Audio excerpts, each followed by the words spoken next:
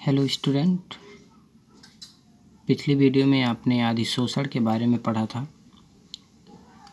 आपने भौतिक अधिशोषण, रासायनिक अधिशोषण पढ़ा, उसमें आपने डिफरेंस भी देखे। आज हम बात करते हैं अधिशोषण समतापी की। अधिशोषण आपको पता है, समतापी का मतलब होता है समान ताप पे।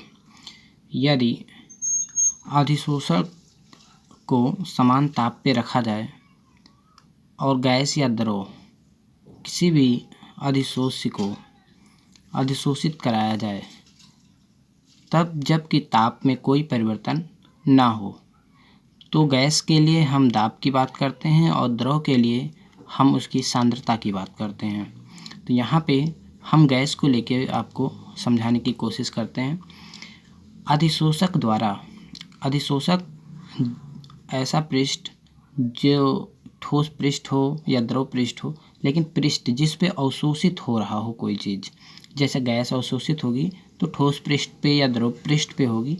तो यहाँ पे अधिशोषक क्या है, वो अधिशोषित करने वाला जो पदार्थ होगा वो अधिशोषक कहलाएगा। तो अधिशोषक द्वारा अधिशोषित गैस की मात्रा में स्थिर ताप पर दाब के साथ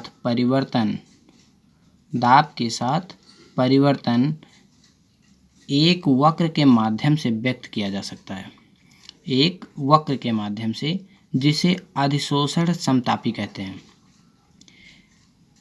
फ्रैंडलिक नामक एक वैज्ञानिक थे।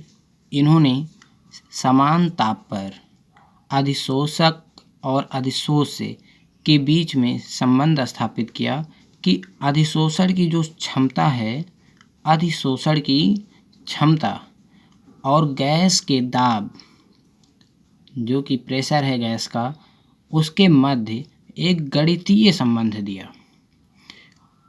और वो गणितीय संबंध क्या है, यहाँ पे समझने की कोशिश करते हैं। उन्होंने बताया कि अधिशोषण की जो सीमा होती है, जो पदार्थ अधिशोष्य हो रहे हैं, अवशोषित हो रहे हैं, तो उनकी भी एक सांद्रता होगी। वो सांद्रता को कहते हैं मोल सांद्रता। क्या कहते हैं? मोल सांद्रता, जिसे भार बटे अणुभार में लिखा जाता है। तो यहाँ पे लिख लेते हैं सबसे पहले, स्थिर ताप पर दाब के सापेक्ष अधिशोषक द्वारा अधिशोषित गैस की मात्रा के मध्य संबंध को खींचे गए वक्र द्वारा व्यक्त किया जा सकता है, जिसे अधिशोषण समतापी कहते हैं। फ्रैंडलिक के अनुसार अगर हम बात करें तो अधिशोषित होने वाले पदार्थ की जो मात्रा होगी, जिसे अधिशोषण की सीमा कहते हैं, वह गैस के दाब के पावर n, गैस के दाब P की पावर 1/n के प्रोपोर्शनल होती है। अर्थात हम लिख सकते हैं अधिशोषण की सीमा यानी कि पदार्थ की जो सांद्रता होगी मोल में, x/m यानी कि मोल में, वो प्रोपोर्शनल होगी दाब के पावर 1/n के, जहाँ n ग्रेटर देन 1, एक से अधिक होगा।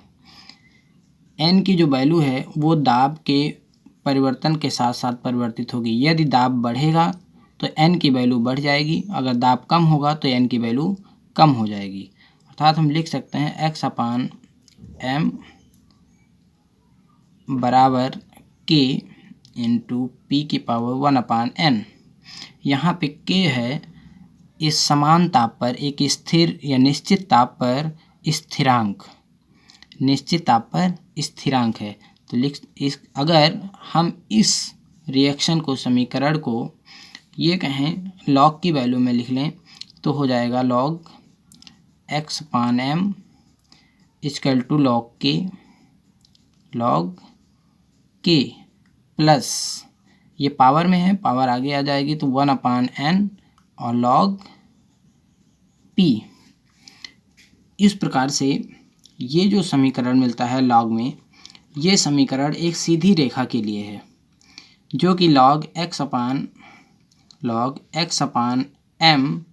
के आलेख का लॉग p के विरुद्ध एक ढलान है जो कि 1/n के सापेक्ष कार्य करती है।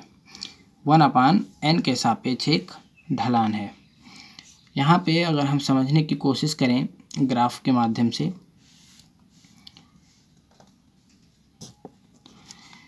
यहाँ पे ग्राफ देखते हैं।